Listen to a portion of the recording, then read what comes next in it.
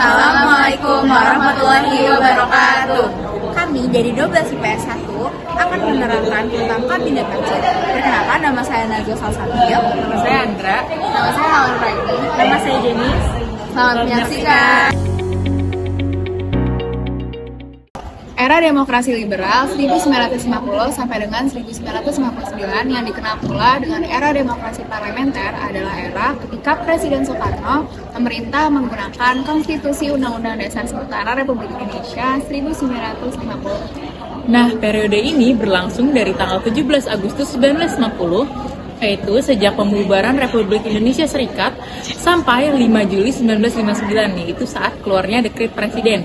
Pada masa ini terjadi banyak pergantian kabinet. Nah, salah satu dari 7 kabinet yang ada pada masa ini, yaitu pada masa demokrasi liberal, adalah Kabinet Natsir. Nah, selanjutnya kita akan menjelaskan tentang Kabinet Natsir.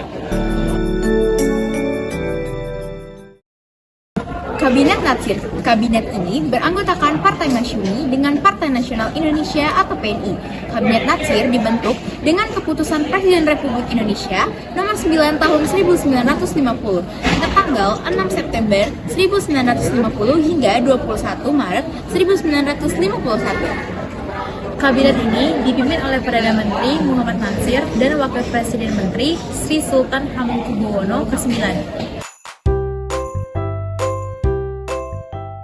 Program kerja Kabinet Natsir. Yang pertama yaitu menggiatkan usaha keamanan dan ketentraman negara.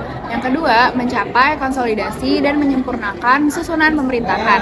Yang ketiga, menyempurnakan dan memperjuangkan organisasi angkatan perang. Yang keempat, pemulihan bekas anggota tentara dan gerilya dalam masyarakat. Yang kelima, mengembangkan dan memperkuat ekonomi rakyat sebagai dasar pelaksanaan ekonomi nasional yang sehat.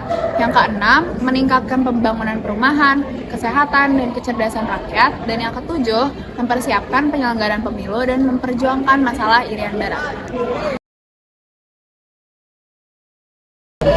Nah, yang selanjutnya itu permasalahan dalam Kabinet Natsir. Yang pertama, masalah keamanan dalam negeri, yaitu pemberontakan di seluruh wilayah Indonesia, seperti gerakan DITII, gerakan Andi Aziz, gerakan APRA, dan RMS. Yang kedua, perjuangan masalah Irian Barat dengan Belanda yang mengalami kebuntuan atau kegagalan. Yang ketiga, penerapan Sumitra Plan, yaitu saat pengusaha nasional diberikan bantuan kredit, tetapi penggunaannya tidak tepat sasaran.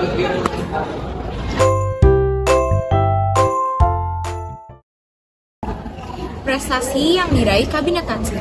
Yang pertama ada Sumitra Plan, mengubah ekonomi kolonial menjadi ekonomi nasional. Yang kedua, menerapkan prinsip bebas dan aktif dalam kebijakan politik luar negeri Indonesia. Yang ketiga, Indonesia bergabung dengan PBB. Dan yang terakhir, adanya perundingan antara Indonesia dan Belanda untuk membahas Irian Barat.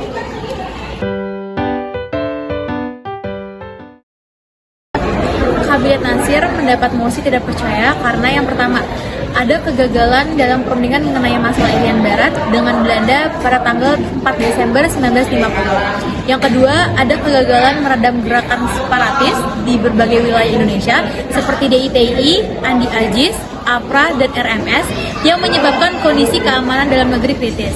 Kabinet Natsir juga akhirnya menyerahkan kembali mandatnya pada tanggal 21 Maret 1951.